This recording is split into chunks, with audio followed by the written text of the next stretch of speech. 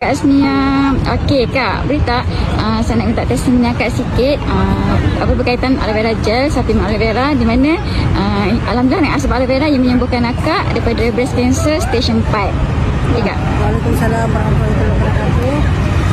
Sebelumnya memang saya belum kenal lagi tentang aloe vera ni, sebab saya banyak ambil produk-produk lain untuk menyembuhkan saya punya kanser, tapi malangnya semua produk itu tidak bersesuaian dengan saya. Makin lagi pertumbuhan itu semakin membesar, semakin bukan di tahap 3 ke tahap 4 sudah.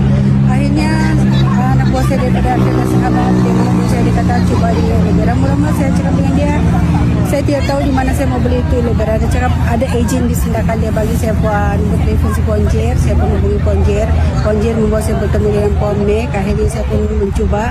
Alhamdulillah setelah saya mencuba botol pertama dan botol kedua, saya sudah mula kencing darah, kencing nanah.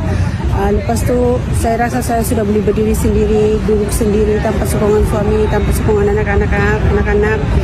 Alhamdulillah saya pun boleh solat tanpa menggunakan kursi. Saya teruskan cuba dan terus mencuba. Mula-mula Puan Mek kata sehari 3 kali, tapi saya upkan sehari 5 kali.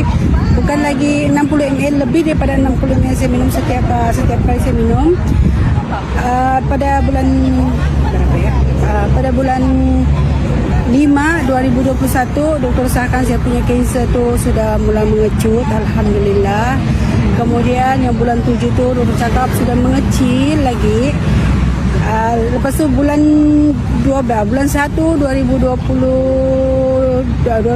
bulan Januari 2022 doktor telah sahkan semuanya bersih, tidak ada, alhamdulillah. So doktor tak percaya kan? Doktor tengok dia percaya. Puan doktor kat cek? Doktor tanya, dia kata Puan ambil minuman apa? Saya cakap saya ambil minuman aloe vera. Sebab dia tidak percaya saya punya kanser jenis agresif. Dia kata memakan masa selama 6 tahun ke 10 tahun baru boleh sembuh. Tapi alhamdulillah sebab saya meminum aloe vera, dia mengecut secara sendirinya. Alhamdulillah dia tanpa perlu pembedahan. Alhamdulillah. Kak sekarang bebas kanser kan? Ya, bebas kanser, alhamdulillah. Bebas kanser stage 4. Alhamdulillah Kak, semoga Kak Asnia terus saya bagi kebaikan di mana inilah produk yang terbaik untuk kita reverse penyakit. InsyaAllah. Semoga Kak kekal sihat. Okay. Thank you Kak Asnia. Bye. Assalamualaikum.